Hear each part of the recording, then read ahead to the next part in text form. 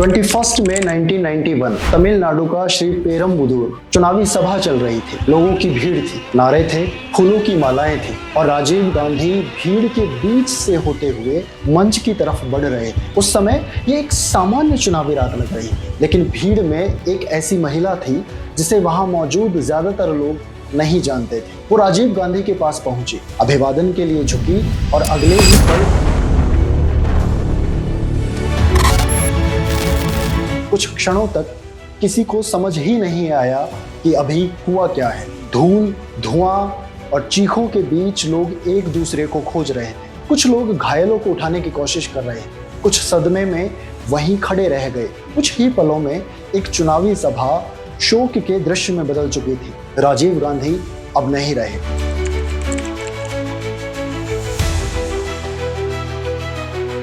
उनके साथ कई और लोगों की भी जान चली गई। उस रात सिर्फ एक पूर्व प्रधानमंत्री की हत्या नहीं हुई, भारत की राजनीति एक निर्णायक मोड़ पर पहुंच गई थी। ये सिर्फ एक हत्या नहीं थी, ये भारत की राजनीति, सुरक्षा व्यवस्था और दक्षिण एशिया की पूरी कहानी को बदल देने वाली घटना थी। जांच शुरू हुई। घटना स्थल से मिले साक्ष्य, फोटोग्राफर हरि बाबू के कैमरे में कैद आखिरी तस्वीरें और बाद की जांच धीरे धीरे एक ही दिशा की ओर इशारा करने लगी। भारतीय जांच एजेंसियों की जांच, विशेष जांच दल SIT और बाद की न्यायिक प्रक्रिया में उपलब्ध साक्ष्यों के आधार पर लिट्टे को इस हत्या के लिए जिम्मेदार माना गया। हमले को अंजाम देने वाली महिला लिट्टे से जुड़ी आत्मघाती हमलावर मानी गई, लेकिन सबसे बड़ा सवाल अभी भी बचा हुआ था। लिट्टे ने आखिर राजीव गांधी को निशाना क्यों बनाया? इसका जवाब सिर्फ उस रात में नहीं मिलता है। कुछ ही वर्ष पहले दोनों पक्ष बातचीत की मेज पर समाधान खोज रहे थे। अब वही रिश्ता खून और अविश्वास की अंतिम सीमा तक पहुंच चुका था। इस सवाल का जवाब इंडियन पीस कीपिंग फोर्स और लिट्टे के बीच हुए संघर्ष में मिलता है। उस टूटे हुए भरोसे में था जहां भारत मध्यस्थ से लिट्टे की नजर में दुश्मन बन गया था। लिट्टे के लिए राजीव गांधी उस भारतीय नीति का चेहरा थे जिसके कारण भारतीय सेना श्रीलंका पहुंची और बाद में सीधे लिट्टे के खिलाफ लड़ाई में उतर गई थी। ये कारण हमले को सही नहीं ठहराता, लेकिन इतिहास को समझने के लिए कारण और परिणाम दोनों को देखना पड़ता है। राजीव गांधी की हत्या के बाद भारत और लिट्टे के बीच बची हुई लगभग हर राजनीतिक संभावना समाप्त हो गई। भारत में लिट्टे पर प्रतिबंध लगा, दुनिया की नजर में भी संगठन की छवि और अधिक कठोर हो गई। लेकिन युद्ध अभी खत्म नहीं हुआ था। राजीव गांधी की हत्या ने भारत और लिट्टे के रिश्ते का अंतिम अध्याय लिख दिया था, पर श्रीलंका में संघर्ष जारी रहा। आने वाले वर्षों में लिट्टे अपनी सबसे बड़ी सैन्य शक्ति तक पहुंचेगा और फिर उसी ऊंचाई से उसके पतन की शुरुआत भी होगी। राजीव गांधी की हत्या के बाद बहुत से लोगों को लगा कि अब लिट्टे ज्यादा दिन नहीं टिक पाएगा। भारत जैसा बड़ा देश अब उसके खिलाफ था, दुनिया की नजरें उस पर थी और उसकी छवि एक बेहद खतरनाक संगठन की बन चुकी। लेकिन कहानी ने फिर से एक अप्रत्याशित मोड़ लिया। लिट्टे कमजोर नहीं पड़ा, बल्कि आने वाले वर्षों में वो दुनिया के सबसे संगठित और सैन्य रूप से सबसे सक्षम उग्रवादी संगठनों में गिना जाने लगा। उसकी ताकत सिर्फ हथियारों में नहीं थी, उसकी सबसे बड़ी ताकत उसका संगठन था। सबसे ऊपर प्रभाकरण का लगभग पूर्ण नियंत्रण, उसके नीचे अलग अलग सैन्य इकाइयां, जमीन पर लड़ाके, समुद्र में सी टाइगर्स और बाद के वर्षों में सीमित क्षमता वाली लेकिन प्रतीकात्मक एयर टाइगर्स, साथ ही एक सक्रिय खुफिया नेटवर्क जो संगठन की रीढ़ माना जाता था। लिट्टे ने खुद को केवल एक गुरिल्ला ग्रुप तक सीमित नहीं रखा। जहां उसका नियंत्रण था वहां उसने एक समानांतर व्यवस्था खड़ी करने की कोशिश की। वो कर वसूलता था, स्थानीय प्रशासन जैसा ढांचा चलाता था, विवादों के निपटारे के लिए अपनी न्याय व्यवस्था जैसी संस्थाएं भी उसने बनाई और लोगों की रोजमर्रा के जीवन पर गहरा नियंत्रण रखता था। यही लिट्टे की सबसे बड़ी जटिलता थी। कई तमिलों के लिए वो सुरक्षा और प्रतिरोध का प्रतीक था, लेकिन दूसरों के लिए वो भय, दबाव और हिंसा का पर्याय बन चुका था। उसकी सैन्य रणनीति भी अलग थी। सी टाइगर्स ने समुद्री युद्ध को संघर्ष का अहम हिस्सा बना दिया। ब्लैक टाइगर्स आत्मघाती हमले के लिए जाने जाते थे। इन्हीं हमलों ने लिट्टे को दुनिया भर में कुख्यात बना दिया। लेकिन एक सैन्य शक्ति की सबसे बड़ी कीमत आम लोगों ने चुकाई। युद्ध लंबा होता गया, हिंसा गहरी होती गई और बातचीत की हर नई कोशिश पहले से ज्यादा कठिन होती चली। लिट्टे की एक और बड़ी ताकत थी विदेशों में फैला तमिल डायस्पोरा। कई देशों में बसे तमिलों से संगठन को आर्थिक सहायता मिलती रही। कुछ लोगों ने इसे अपनी इच्छा से समर्थन दिया, जबकि कुछ मामलों में धन जुटाने के लिए दबाव और धमकी के आरोप भी लगाए गए। इसी अंतर्राष्ट्रीय नेटवर्क ने लिट्टे को लंबे समय तक संसाधन उपलब्ध करवाए, लेकिन इतिहास बार बार एक बात साबित करता है, कोई भी सैन्य संगठन चाहे कितना ही शक्तिशाली क्यों ना हो, अनंत समय तक सिर्फ हथियारों के सहारे नहीं टिक सकता। लिट्टे जितना मजबूत होता गया, श्रीलंका स्टेट भी उतनी ही आक्रामक तैयारी करता गया। धीरे धीरे दोनों पक्ष एक ऐसे अंतिम संघर्ष की ओर बढ़ रहे थे जहां समझौते की गुंजाइश लगभग समाप्त हो चुकी थी। साल 2006 के बाद श्रीलंका का युद्ध एक निर्णायक मोड़ पर पहुंच चुका था। अब ये केवल छापामार लड़ाई नहीं थी। श्रीलंकाई सरकार ने साफ कर दिया था कि इस बार लक्ष्य लिट्टे का सैन्य अंत है। महिंद्रा राजपक्षे राष्ट्रपति थे, गोठबया राजपक्षे रक्षा सचिव, और श्रीलंकाई सेना धीरे धीरे उत्तर और पूर्व की ओर बढ़ रही थी। लिट्टे अब भी एक मजबूत सैन्य संगठन था, लेकिन इस बार उसके सामने कई मोर्चों पर दबाव बढ़ चुका था। समुद्री रास्ते कमजोर पड़ रहे थे, हथियारों और संसाधनों की आपूर्ति कठिन होती जा रही थी। अंतर्राष्ट्रीय माहौल भी बदल चुका था। 11 सितंबर 2001 के आतंकी हमलों के बाद दुनिया भर में हथियारबंद गैर राज्य संगठनों को देखने का नजरिया काफी कठोर होता चला गया। लिट्टे को कई देशों ने आतंकवादी संगठन घोषित कर दिया। देशों से मिलने वाले धन और संसाधनों पर भी दबाव लगातार बढ़ने लगा। जमीन पर युद्ध का दायरा लगातार सिमट रहा था। श्रीलंकाई सेना आगे बढ़ रही थी, लिट्टे पीछे हट रहा था, और उसके साथ हजारों आम नागरिक भी युद्ध क्षेत्र में फंसते चले गए। यहीं से इस संघर्ष का सबसे दर्दनाक अध्याय शुरू होता है। एक तरफ सरकार का कहना था कि वो आतंकवाद का अंत कर रही है, दूसरी तरफ लिट्टे खुद को तमिल लोगों के अधिकारों के लिए लड़ने वाला संगठन बता रहा था। लेकिन इन दोनों के दावों के बीच सबसे बड़ी कीमत आम लोगों ने चुकाई। बच्चे, बुजुर्ग, बीमार परिवार जो किसी रणनीति का हिस्सा नहीं बनना चाहते थे और ना ही किसी युद्ध का।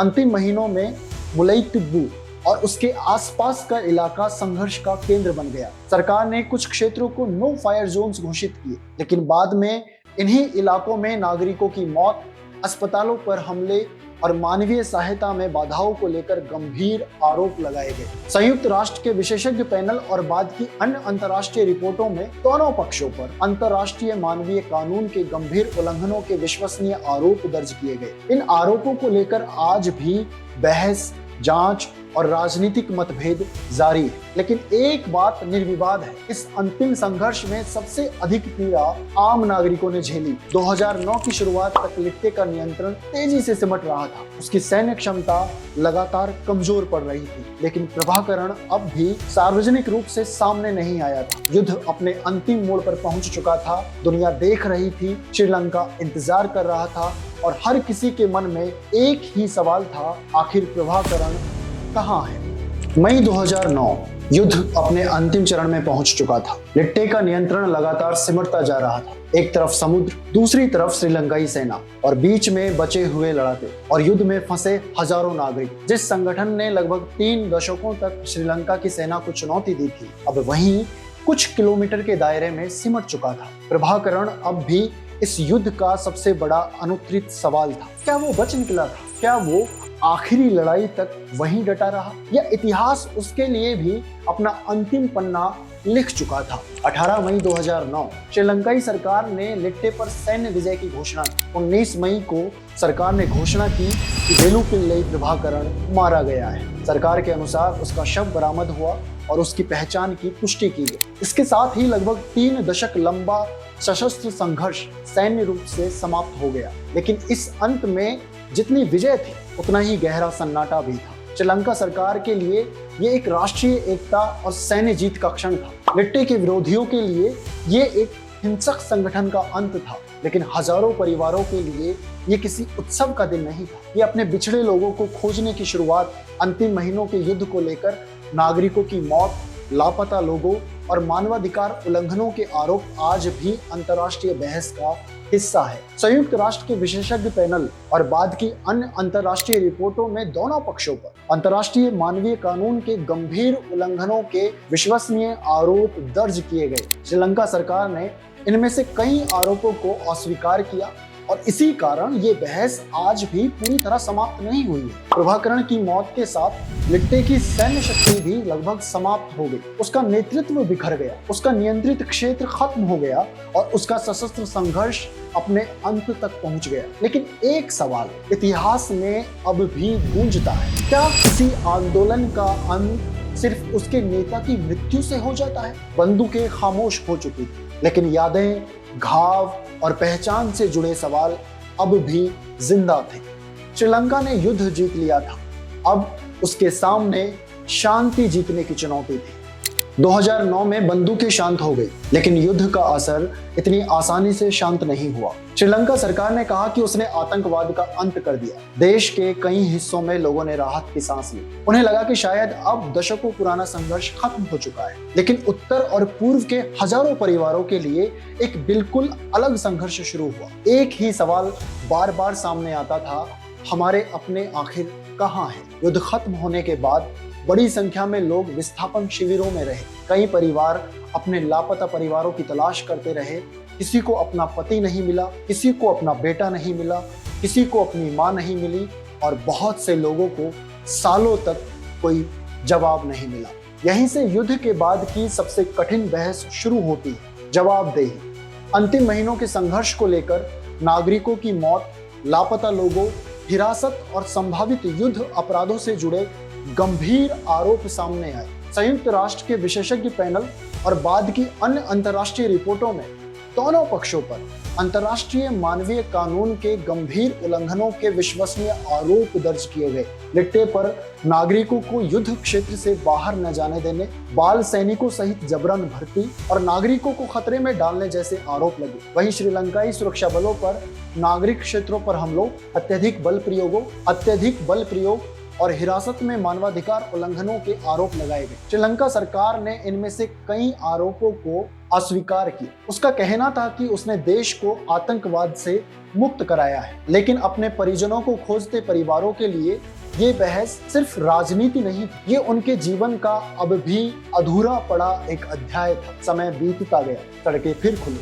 बाजार फिर बसने लगे, स्कूलों में बच्चे लौट आए, लेकिन यादें इतनी जल्दी सामान्य नहीं होती, क्योंकि शांति सिर्फ युद्ध ना होने का नाम नहीं है। शांति तब आती है जब लोग अपने भविष्य को लेकर डर में नहीं जीते, जब न्याय पर भरोसा लौटे और जब पहचान संघर्ष की नहीं, समान अधिकारों की वजह बने। श्रीलंका के सामने अब यही सबसे बड़ी चुनौती थी, एक ऐसे देश को जोड़ना जिसे लगभग 3 दशकों के युद्ध ने भीतर तक बदल दिया था। लिट्टे सैन्य रूप से समाप्त हो चुका था, लेकिन तमिल समुदाय से जुड़े राजनीतिक, सामाजिक और पहचान के सवाल पूरी तरह समाप्त नहीं हुए थे। और शायद यही कारण है कि ये कहानी आज भी इतिहास की किताबों तक सीमित नहीं है। इतिहास के अंत में हम अक्सर एक ही सवाल पूछते हैं, किसकी जीत हुई? लेकिन इस कहानी में शायद ये सही सवाल नहीं है। सही सवाल है, इसकी बड़ी कीमत आखिर किसने चुकाई? श्रीलंका सरकार ने युद्ध जीत लिया, लिट्टे की सैन्य शक्ति समाप्त हो गई, प्रभाकरण मारा गया और राजीव गांधी की हत्या के मामले में भारतीय जांच एजेंसियों की जांच और न्यायिक प्रक्रिया में उपलब्ध साक्ष्यों के आधार पर लिट्टे को जिम्मेदार माना गया। इतिहास की किताबों में ये सब दर्ज है, लेकिन इन तथ्यों के पीछे एक लंबी पीड़ा भी दर्ज है। सिंघली परिवारों ने अपने लोग खोए, तमिल परिवारों ने अपने लोग खोए, मुस्लिम समुदाय ने विस्थापन और हिंसा झेली, भारतीय सैनिकों ने भी अपनी जान दी और हर तरफ सबसे बड़ी कीमत आम नागरिकों ने चुकाई। यही इस पूरी कहानी का सबसे कड़वा सच है। जब पहचान डर में बदल जाती है और जब राज्य और हथियारबंद संगठन दोनों बंदूक की भाषा बोलने लगते हैं, तब जीत भी अधूरी रह जाती है। लिट्टे की हिंसा तमिल प्रश्न का समाधान नहीं बन सकती, राज्य की सैन्य जीत भी हर घाव को अपने आप नहीं भर सकती और भारत की भूमिका ने दक्षिण एशिया को एक कठिन सबक दिया। किसी पड़ोसी देश के संघर्ष में दखल देना शायद आसान लगता है, लेकिन उससे सम्मानजनक तरीके से बाहर निकलना कई बार कई अधिक कठिन होता है। तो क्या इस युद्ध को रोका जा सकता था? इतिहास इसका सीधा जवाब नहीं देता, लेकिन संकेत जरूर देता है। अगर भाषा के सवाल को समय रहते संभाल लिया जाता, अगर नागरिकता और बराबरी के अधिकारों पर भरोसा कायम किया जाता, अगर राजनीतिक समझौते बार बार टूटने नहीं दिए जाते और अगर हिंसा को शुरुआती दौर में ही रोकने की ईमानदार कोशिश होती तो शायद रास्ता अलग हो सकता था, शायद। लेकिन इतिहास शायद से नहीं बदलता, वो सिर्फ याद दिलाता है कि छोटे छोटे फैसले कभी कभी बहुत बड़े युद्धों की शुरुआत बन जाते हैं। आज श्रीलंका युद्ध से आगे बढ़ चुका है, लेकिन यादें हैं कि वो अब भी जीवित, घाव अब भी पूरी तरह से नहीं भरे हैं, और पहचान, बराबरी और भरोसे के सवाल आज भी उसकी राजनीति का हिस्सा है। इसलिए लिट्टे की कहानी सिर्फ श्रीलंका की कहानी नहीं है, ये हर उस समाज के लिए एक चेतावनी है जहां संवाद की जगह अविश्वास लेने लगे, क्योंकि युद्ध अचानक शुरू नहीं होते, ये वर्षों तक लिए गए छोटे छोटे फैसलों का परिणाम होते हैं। और जब समाज इतिहास से सीखना छोड़ देता है तो इतिहास कभी कभी अपने सबसे दर्दनाक पन्ने फिर से लिख देता है।